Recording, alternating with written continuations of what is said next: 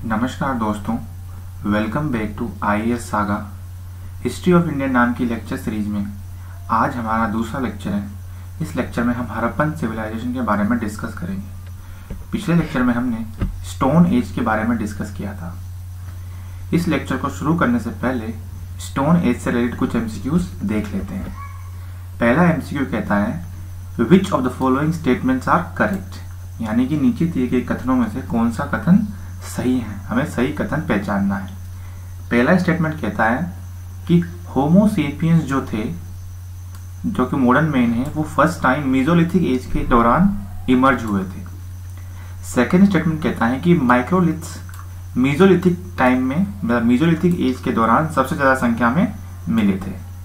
Third statement कहता है कि डोमेस्टिकेशन ऑफ एनिमल्स, यानी कि पशुपालन पहली बार अपर प्लालिथिक पीरियड में शुरू हुआ था। नेक्स्ट स्टेटमेंट कहता है कि people lived in house made of sun dried bricks, मतलब सन ड्राइड ब्रिक्स से बनी ईंटों से लोग पहली बार मेसोलिथिक, मतलब पहली बार ही नहीं, मतलब मेसोलिथिक एज में रहते थे। अब इसमें से पहचानो कि कौन सा स्टेटमेंट, कौन सा ऑप्शन सही है। 1 मिनट 10 सेकेंड हम रुकते हैं।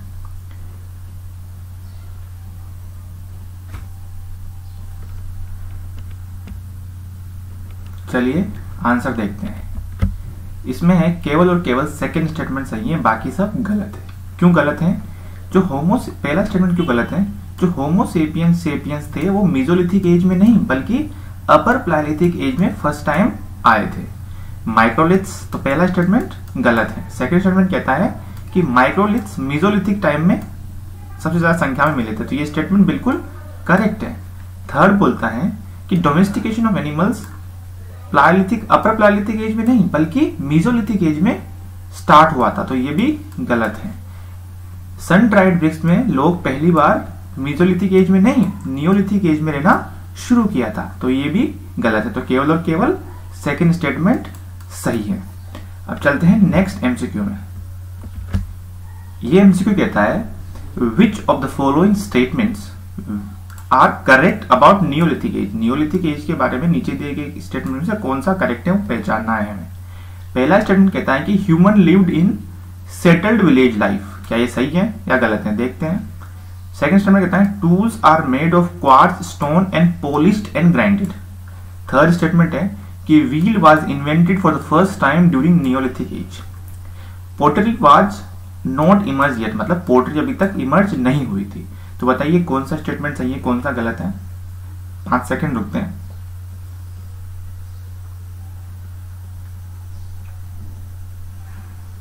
चलिए आंसर देखते हैं।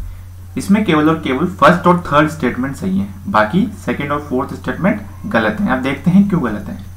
Human lived in village settle village life, तो ये स्टेटमेंट बिल्कुल सही है। पहली बार विलेजेस कब इमर्ज हुए? नियोलिथिक एज में। सेकंड स्टेटमेंट कहता है कि जो टूल्स थे वो क्वार्ट्ज स्टोन से बने थे और पॉलिश्ड और ग्राइंडेड थे। अब इसमें जो पॉलिश्ड और ग्राइंडेड वाला पार्ट है वो बिल्कुल सही है। पॉलिश्ड और ग्राइंडेड तो थे टूल्स किस दौरान? नियोलिथिक एज में, परंतु स्टोन क्वार्ट्ज नहीं था। कौन सा स्टोन था? स्टोन था अपना इग्नियस रॉक का यूज किया गया। तो सेकंड स्टेटमेंट क्या हो गया? गलत हो गया। पहला स्टेटमेंट सही था। थर्ड स्टेटमेंट कहता है कि wheel was invented for the first time. ये बिल्कुल सही है। व्हील पहली बार नियोलिथिक एज में इन्वेंट हुआ था, इसलिए नियोलिथिक एज को हम नियोलिथिक रेवोल्यूशन भी कहते हैं, क्योंकि व्हील एक ह्यूमन सिविलाइजेशन का सबसे इंपॉर्टेंट पार्ट था जो नियोलिथिक एज में इन्वेंट हुआ था। नेक्स्ट स्टेटमेंट कहता है कि pottery was not emerged yet. ये स्टेटमेंट बिल्कुल गलत है, क्योंकि नियोलिथिक एज में पोट्री का जन्म हो चुका था। अब इसको याद करने के लिए कि पोट्री थी कि नहीं नियोलिथिक एज में, एक बेसिक फैक्ट याद रखिए। आपको पता है कि नियोलिथिक एज में फर्स्ट टाइम एग्रीकल्चर शुरू हुआ था। अब पहले तो क्या करते थे लोग, जितना खाना इकट्ठा करते थे उतना खा लेते थे। अब क्योंकि खुद कल्टीवेशन करने लग गए तो ज्यादा पैदावार हुई। अब पैदावार को कहीं तो स्टोर करना पड़ेगा। अब स्टोर करने के लिए उन्होंने फिर पहले हैंडमेड पोट्री स्टार्ट करी, फिर जैसे व्हील का इन्वेंशन हुआ तो फिर व्हील मेड पोट्री भी आना शुरू हो गई। तो इस तरीके से हमने 2 क्वेश्चंस देख लिए एक रिवीजन के तौर पे आपके लास्ट लेक्चर के लिए। अब शुरू करते हैं आज का लेक्चर। तो चलिए, पहली जो क्वेश्चन आता है हमारे सामने कि हड़प्पन सिविलाइजेशन हम पढ़ रहे हैं, तो पहली बात यह है कि हड़प्पन सिविलाइजेशन है क्या, किसको हड़प्पन सिविलाइजेशन बोलते हैं, क्या हुआ था। पहले एक बेसिक हिस्ट्री देख लेते हैं। 1826 में एक अंग्रेज था जिसका नाम था चार्ल्स मेसन। ये अंग्रेज था चार्ल्स मेसन, जो हड़प्पा नाम का विलेज, जो कि पाकिस्तान में वर्तमान में हड़प्पा नाम का विलेज है, वो पाकिस्तान में वहां गया था। उसने देखा कि ये बहुत बड़ा माउंट है वहां पर। उस माउंट को उसने सोचा कि यार ये माउंट जो है, ये जो सिटी है, ये जब अलेक्जेंडर भारत में आया था तो उसने इसको बसाया था, यहाँ पर वो रहा था। तो इस तरीके से उसने ये स्टेटमेंट दिया। जब 1872 में क्या हुआ, एक फेमस आर्कियोलॉजिस्ट, कौन है, sir Alexander Cunningham. Alexander Cunningham कौन थे, एएसआई के पहले चीफ थे, जो कि एएसआई कब बनी थी, आर्कियोलॉजिकल सर्वे ऑफ इंडिया 1865 में। अब ये जो कनिंघम भाई साहब थे, ये जब 1872 में गए तो ये डिटरमाइन नहीं कर पाए कि ये जो एरिया है, ये हड़प्पा, ये कौन से पीरियड की माउंट है। जब कुछ सालों बाद वहां के जो आसपास के लोग थे, उनका यह मानना था कि ये 1000 साल पुराना जगह है, जहां पर किसी श्राप की वजह से ये जगह बर्बाद हो गई थी, किसी राजा को श्राप मिला था। तो अलेक्जेंडर ने, कनिंघम ने भी सोचा कि हाँ चलो ये 1000 साल पुरानी ही चीज है। ऐसे मान्यता चली आ रही थी 1872 तक, 1900 तक। फिर क्या हुआ, 1920 में पहली बार हड़प्पा और मोहनजोदाड़ो, दो साइट्स, हड़प्पा और मोहनजोदाड़ो दोनों ही पाकिस्तान में इंडस रिवर के किनारे। हड़प्पा तो है रवि के किनारे, रावी नदी के, और मोहनजोदाड़ो किसके किनारे है, इंडस के किनारे। जब ये दोनों साइट का एक्सकेवेशन शुरू हुआ, 1920 में शुरू हुआ हड़प्पा का, 1921 में शुरू हुआ मोहनजोदाड़ो का। अब क्या हुआ कि 1924 में ये खुदाई चल रही थी, तो 1924 में कुछ खुदाई हुई। तो 1924 में सर जॉन मार्शल, जो कि एक इंपॉर्टेंट आर्कियोलॉजिस्ट थे, उन्होंने ओपाइन किया, उन्होंने कहा कि ये सिटी जो है ये बहुत हजारों साल पुरानी है। उनका ये मानना था कि ये इजिप्ट और मेसोपोटामिया के टाइम की है।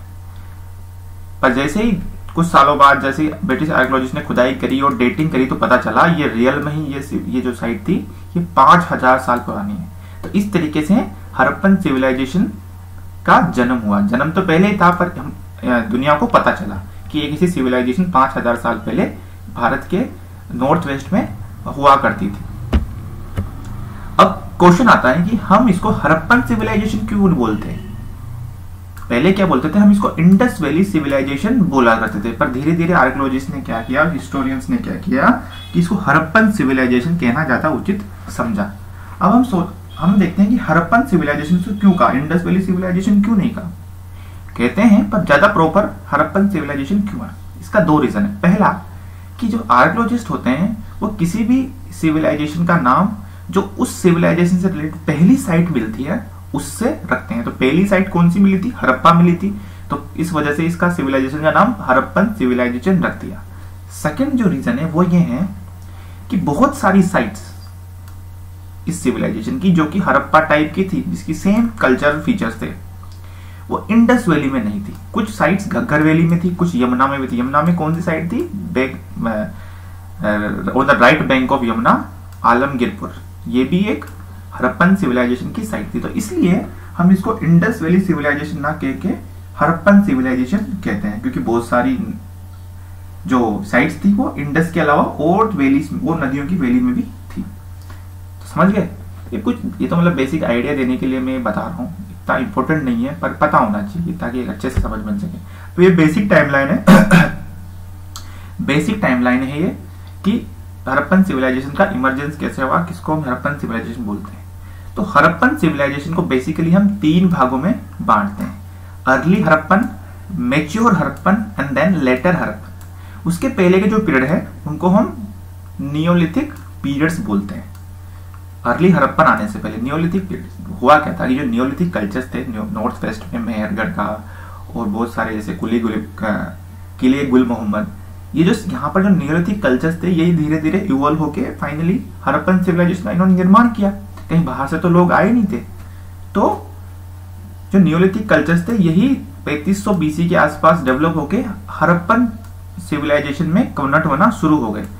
अब क्या हुआ, इस पीरियड में 3500 से लेकर 2600 के बीच में हमें हड़प्पन सिविलाइजेशन के कुछ अर्ली फीचर्स, मतलब एग्जैक्ट मैच्योर फीचर्स नहीं, कुछ फीचर्स दिखने लग गए थे।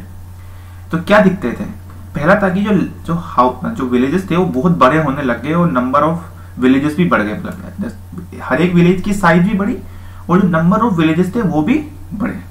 सेकंड जो था यूनिफॉर्मिटी आ गई, यूनिफॉर्मिटी मतलब जो अलग अलग विलेजेस थे उनमें एक यूनिफॉर्मिटी का पैटर्न हमें देखने को मिलता है।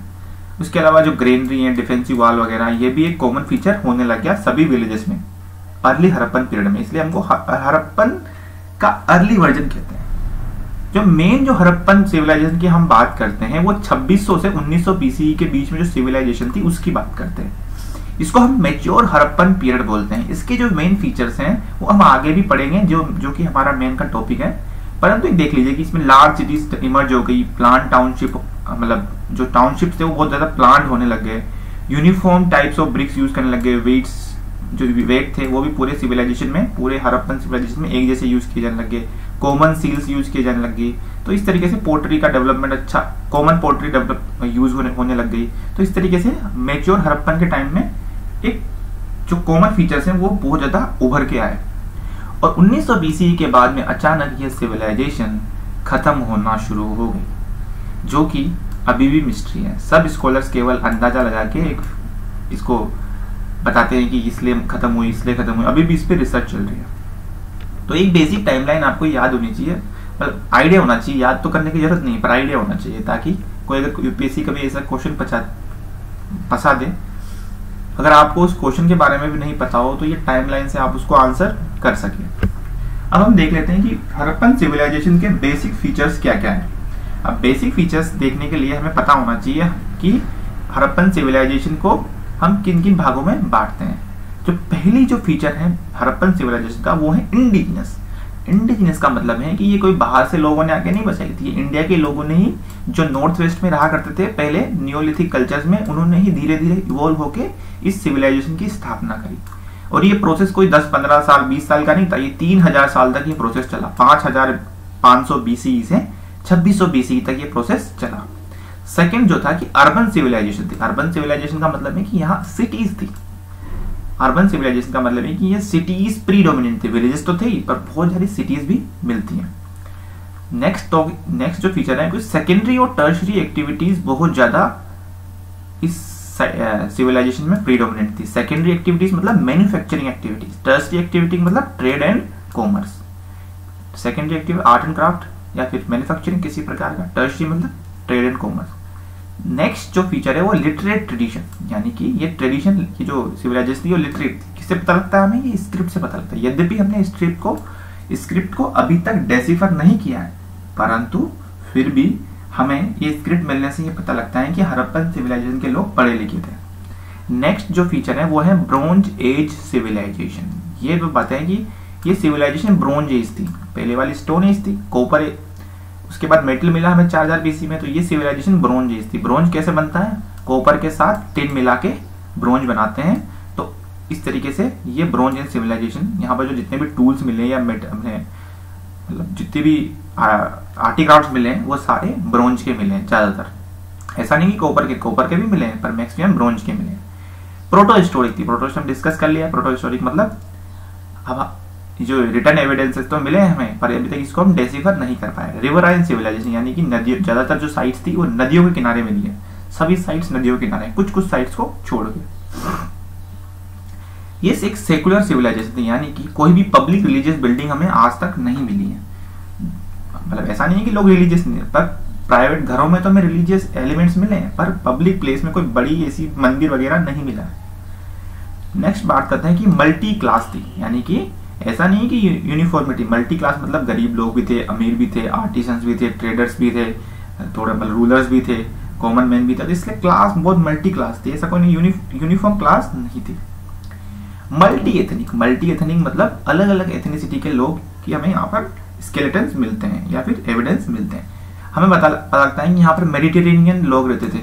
मेडिटेरेनियन लोग होते हैं Mediterranean features, Mongoloid features. Mongoloid मतलब होते हैं जो अभी चाइना के जैसे लोग हैं उससे दिखने वाले लोग।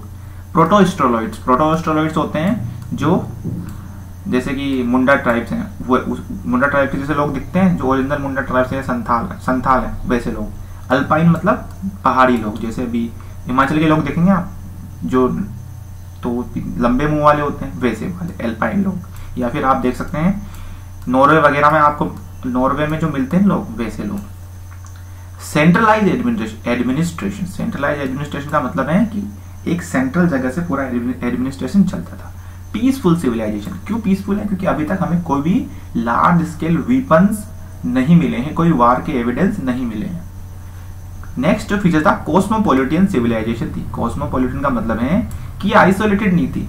ये इसने क्या किया था, हमें लिपस्टिक मिलती है, जो कि एक लहान चांद खुदाड़ों में हमें एक लिपस्टिक का एविडेंस मिलता है और वैनिटी बॉक्स का एविडेंस मिलता है मोहनजोदाड़ो से। ये जो दोनों चीज हैं ये हड़प्पन सिविलाइजेशन ने कहाँ से मिली थी? मेसोपोटामियन सिविलाइजेशन से ये इंपोर्ट था। तो इससे पता लगता है कि ये कोई आइसोलेटेड सिविलाइजेशन थी, कॉस्मोपॉलिटन थी। मतलब एक सिविलाइजेशन दूसरे सिविलाइजेशन से आराम से कॉन्टेक्ट था और आदान प्रदान होता था। नेक्स्ट जो है कि यहाँ पर हमें देखते हैं कि जो अर्बन एरियाज हैं जैसे मोहनजोदाड़ो, हड़प्पा है, वहां पर जिस प्रकार से पूरा मैनेजमेंट दिखता है, तो इससे पता लगता है कि ये सिविलाइजेशन, ये जो सिटीज थी उनमें म्युनिसिपैलिटी टाइप कुछ ना कुछ इंस्टीट्यूशन था जो इस पूरी चीजों को मैनेज करता था। अब हम एक बार देख लेते हैं जो कि यूपीएससी किस पे क्वेश्चन पूछ सकता है कि ये जो सिविलाइजेशन था इसका स्प्रेड क्या था। हम देखेंगे कि नॉर्दर्न मोस्ट पॉइंट था वो था बांडा जो कि जम्मू में है।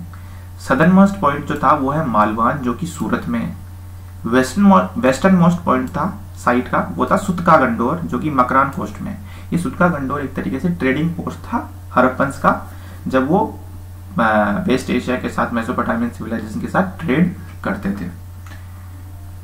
नेक्स्ट है कि ईस्टर्न मोस्ट साइट कौन सी थी? ये थी आलमगीरपुर, यमुना के बाईं तरफ। समझ लो, तो ये एकदम याद करने की जरूरत नहीं है, पर एक बेसिक आइडिया होना चाहिए कि यूपीएससी क्वेश्चन पूछने में कुछ भी पूछ सकता है। अब हम एक बार देख लेते हैं कि टाउन प्लानिंग कैसी थी हड़प्पन्स की या फिर इंडस वैली सिविलाइजेशन के लोगों की। ज्यादातर जो सिटीज हैं, जो हड़प्पा की सिटीज हैं, वो ज्यादातर दो भाग में डिवाइड थी। टू पार्ट्स में उसको डिवाइड करते थे। एक तो साइटाडल जो कि एक हाइट पे होता था जो कि वेस्ट साइड में था, और एक लोअर टाउन था जिसको जो कि ईस्टर्न साइड पे था। तो साइटाडल ये था। अब कुछ कुछ जगह पे साइटाडल को क्या है, चारों तरफ से दीवार से कवर कर रखा है, कुछ कुछ जगह पे नहीं कर रखा, कुछ कुछ जगह पे लोअर टाउन को कर रखा है, कुछ कुछ जगह पे लोअर टाउन और दोनों को कर रखा है। तो इस तरीके से ये दो भाग में डिवाइडेड थी। क्वेश्चन स्टेटमेंट आ जाए कि cities in the Harappan civilization were divided into two parts in general. तो ये ट्रू स्टेटमेंट है, पर all cities are not divided. क्यों? क्योंकि लोथल में कोई डिवीजन नहीं था। लोथल में एक ही एरिया था, एक एरिया है उसमें था, कोई दो डिवीजन नहीं थे। और वहीं धोलावीरा में हम देखेंगे तो धोलावीरा में 3 डिवीजन थे, मतलब 3 एरिया में डिवाइड था। ये एरिया, इसके बाद ये सेकंड एरिया, इसके बाद ये थर्ड एरिया, मतलब 3 सर्कल थे। ये तो डिवीजन के फीचर हो गए। तो अगर स्टेटमेंट डिवीजन में आ जाए तो याद रखना है आपको, बहुत इंपॉर्टेंट फैक्ट है। नेक्स्ट जो फीचर है ग्रिड पैटर्न। जो घर वगैरह थे जैसे हड़प्पा सिविलाइजेशन में, मोहनजोदाड़ो में आप देखेंगे जो घर है, जो सिटी है, वो ग्रिड पैटर्न में है। मतलब ऐसे रोड है, मतलब ऐसा नहीं कि उबड़ खाबड़ है, मतलब बिल्कुल ग्रिड पैटर्न। ग्रिड होता है ना, ऐसे ये एक लाइन यहाँ है घर की, फिर एक लाइन यहाँ है घर की, ऐसे बीच में रोड है, ये रोड है, यहाँ घर है, ये रोड है। तो इस तरीके से ग्रिड पैटर्न में।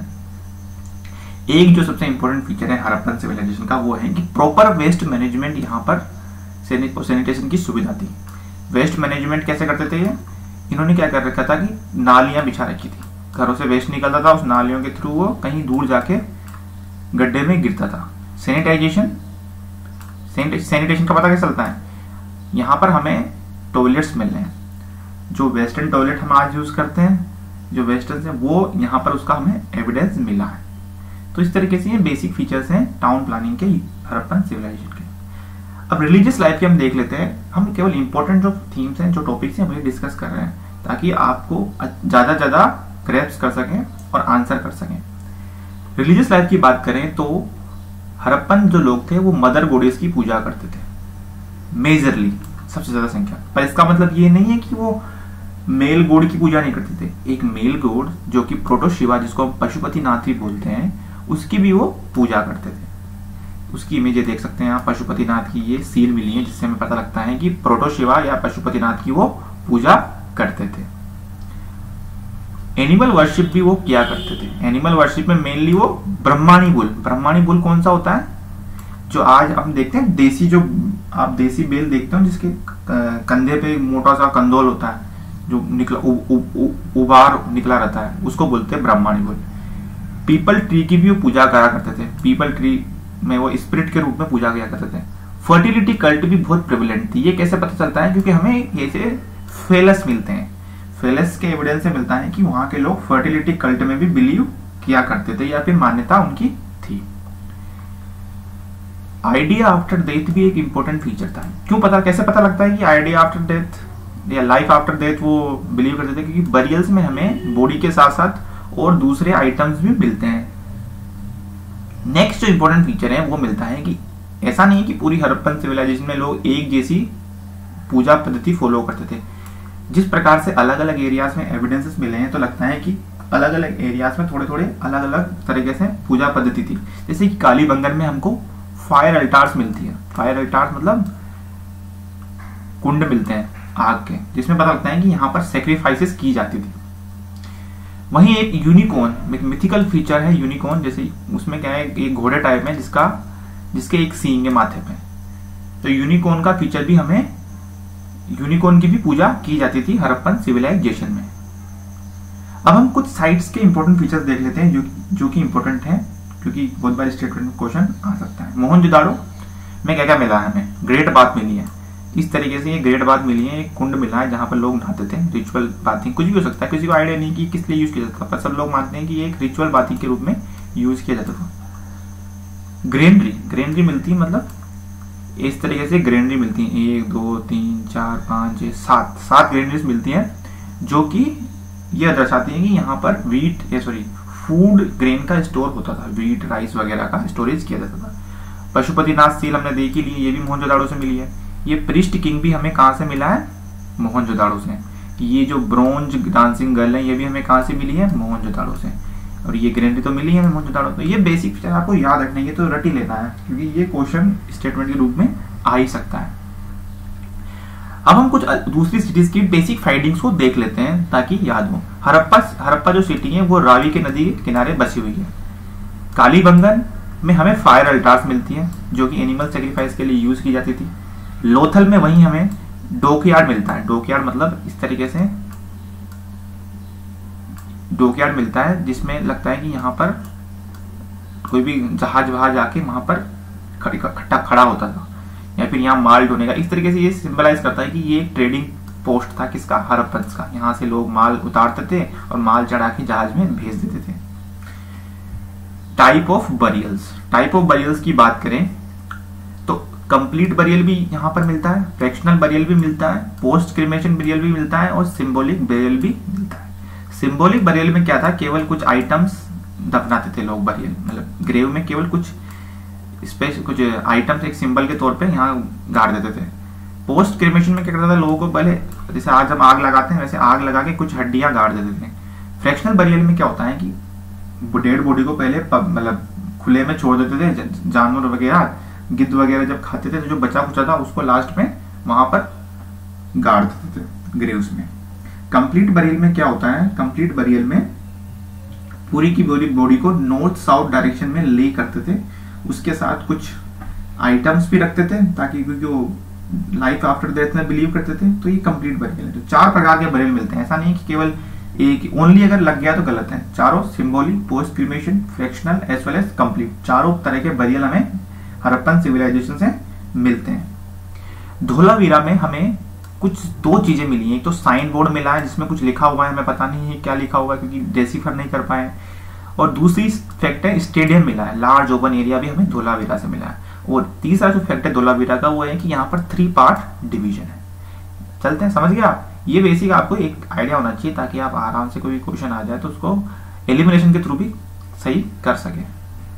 अब लास्ट जो हमारा टॉपिक है वो है Harappan art and craft. Harappan में किस तरीके की आर्ट एंड क्राफ्ट फॉलो लोग करते थे? पोटरी मेकिंग हड़प्पन में बहुत प्रेवलेंट थी। पता कैसे चलता है? बहुत सारी अलग अलग डिजाइन की पोट मिली है और पोट के बाहर मछली के डिजाइन या पीपल ट्री की डिजाइन बनाई जाती थी। उसके अलावा टेराकोटा आर्ट भी फेमस थी। टेराकोटा मतलब मिट्टी से कुछ भी टॉयज बनाना। अब टॉयज में फिंगराइंस मतलब जानवर वगैरह, इंसान वगैरह के फिगर वगैरह ही बनाते थे मिट्टी से। मिट्टी की बैंगल्स भी बनाते थे, चूड़ियां बनाते थे और मिट्टी के टॉयज भी बनाते थे, जैसे कि जहाज बना दिया, हल बना दिया या फिर कार्ट बना दी। तो इस तरीके से टेराकोटा आर्ट भी फेमस थी, स्टोन वर्क भी वहां पर चलता था। ऐसा नहीं है कि मतलब अगर मेटल मिल गया तो स्टोन का काम छोड़ दिया, स्टोन के टूल्स भी मिलते हैं, कोर और फ्लेक दोनों टूल यूज किए जाते थे इनके द्वारा। मेटल आर्ट, कॉपर कास्टिंग भी यहाँ पर बहुत ज्यादा प्रिवलेंट थी। किससे पता लगती है कि कॉपर कास्टिंग थी? हमें यहाँ पर बहुत सारे कॉपर के टूल्स भी मिले हैं और कुछ जैसे ब्रॉन्ज की हमें डांसिंग गर्ल्स भी मिली है। तो इससे पता लगता है कि कॉपर कास्टिंग हुआ करती थी, या फिर दूसरे ब्रॉन्ज में मिला के कॉपर को टिन में मिला के ब्रॉन्ज बना के उससे कास्टिंग की जाती थी। ज्वेलरी मेकिंग भी बहुत प्रेवलेंट है। ज्वेलरी किस किस की मिलती है? गोल्ड की, सिल्वर की एंड सेमी प्रीशियस स्टोन्स की। अब ये गोल्ड और सिल्वर पे यूपीएससी ने क्वेश्चन पूछ रखा है। एक स्टेटमेंट था कि Harappan people knew about gold and silver, ये स्टेटमेंट था। अगर आपको ये पता होता कि वहां पर ज्वेलरी मेकिंग गोल्ड और सिल्वर की मिली है तो आप स्टेटमेंट सही कर देते। नेक्स्ट जो है वो है सील मेकिंग भी वहां पर बहुत ज्यादा प्रेवलेंट थी। सील हमें किस किस प्रकार की मिलती है? यूनिकॉर्न सील मिलती है, पशुपतिनाथ का इमेज के साथ मिलती है, मोटिफ ऑफ बुल, बीस वगैरह बहुत अलग अलग प्रकार की हमें वहां पर सील्स मिलती है। टेक्सटाइल्स भी वहां पर प्रेवलेंट था। पता कैसे चलता है टेक्सटाइल्स के बारे में? हमें कॉटन के और वुलन क्लॉथ्स के एविडेंसेस मिले हैं। और हाल ही में अभी हमें रिसेंटली एक्सकवेशन में पता लग वहां हड़प्पन सिविलाइजेशन के 7 लड्डू मिले हैं, ग्रेन्स के 7 लड्डू मिले हैं, ऐसे के ऐसे बिल्कुल अंडरग्राउंड दबे हुए थे और बिल्कुल ऐसा लग रहा है जैसे ताजा है अभी। तो ये ग्रेन, ये इसलिए हड़प्पन सिविलाइजेशन अभी न्यूज में है तो क्वेश्चन आ सकता है हड़प्पन से रिलेटेड कुछ भी, तो आपको एक बार रिवाइज कर लेना चाहिए मेरे हिसाब से। ये लड्डूस मिले हैं, इसके बारे में मैं डिस्कस करूंगा अलग से वीडियो में। तो आज के लिए बस इतना ही। मेरे साथ जुड़ने के लिए बहुत बहुत धन्यवाद। अगर आपको ये वीडियो अच्छा लगा और अगर ये सीरीज अच्छी लग रही है तो please subscribe to my channel and follow me regularly. Thank you very much.